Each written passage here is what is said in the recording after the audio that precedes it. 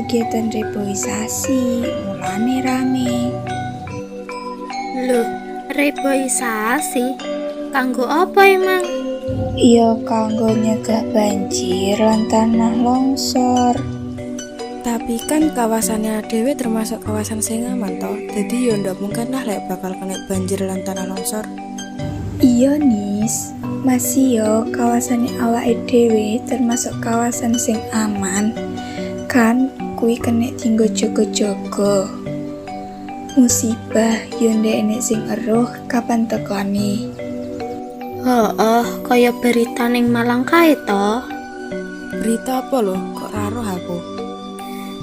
Berita tanah longsor amarga gununge gundul sing ngakibatke bencana. Oh alah, ngono toh. Kok medeni yo malian.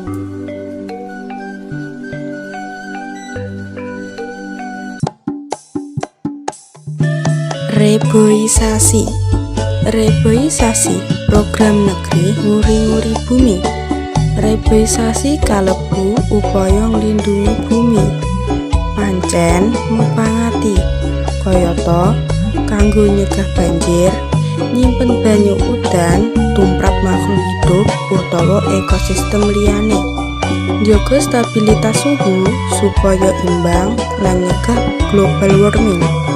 Wujud reboisasi maneka werna kayata lumantar kampanye alam, donasi lindungi hutan, gawe taman lan nandur wit pelindung.